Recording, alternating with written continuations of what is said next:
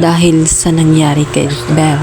Naisugod nga siya sa ospital at agad naman siyang tatanungin ng kanyang mga magulang kung sino nga ba ang tumulak sa kanya.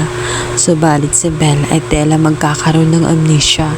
Hindi niya maalala kung sino ang totoong tumulak sa kanya at hindi pa siya nagduda at hindi man lang sumagi sa kanyang isipan na ito lang namang si Tali ang may kakayahang malakit kaysa dito kay Tyrone.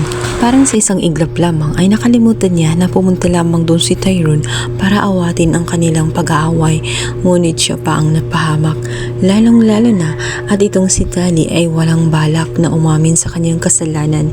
Idinidiin niya itong si Tyrone dahil sa sinisave niya ang kanyang sarili. Walang pakailam si Tali kahit masira si Tyrone sa kay Chris at sa lahat ng taong nakapaligid sa kanya. Kaya naman nung mga time na kumprontahin na nga ni Tyrone ang kanyang kakambal na si Tali, na nasasaktan na siya ng gusto sa kanyang mga pinagagawa. Buong buhay niya ay pinagtatanggol niya itong si Tali. Lahat ng mga kasalanan ni Tali ay pinapalagpas niya. Subalit ni minsan hindi niya maramdaman na ginawa ni Tali pumabor sa kanya. Kaya naman hindi maiwasang magtaka nitong si Tyrone at naisip niya na kung talagang kapatid nga ba niya itong si Tali, sapagkat ni minsan ay hindi pinaramdam ni Tali ang pagiging kapatid sa kanya.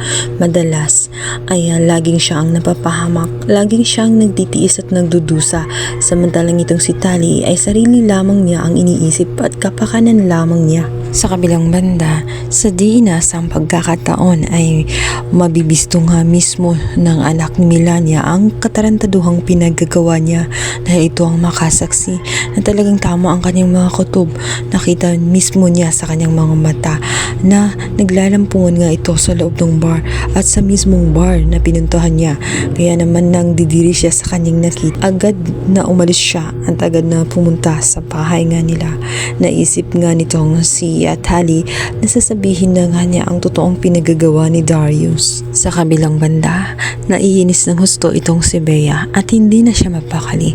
Gusto niyang makaganti, lalong lalo na sa ginawa ni Roselle, kung saan inaakala nito na nakikipaglandian si Roselle sa kanyang asawang si Chris, at ngayon naman ang kanilang anak-anakan na si Bella ay napahamak. Kaya naman sa pagkataong yon ay gaganti siya. Gagamit siya ng mga tauhan para ipabugbog nga itong si Tyrone. At kahit ano man ang mangyari ay hindi siya aamin sa kasalanan na ginawa niya. Ililihim niya ang mga ito, lalong-lalo na at wala namang matibay na ebidensya. Tingin niya ay haka-haka lang ang mga pinagsasabi ni Roselle at nitong si Chris. Subalit hindi pa doon nagtatapos ang lahat, sapagkat gusto pa ni Bea na makulong nga itong si Tyrone.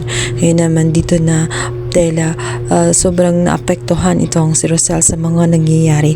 Kinausap na nga niya itong si Chris at ibubunyag na niya ang lihim. Hindi niya hahayaan na makukulong ang kanilang anak.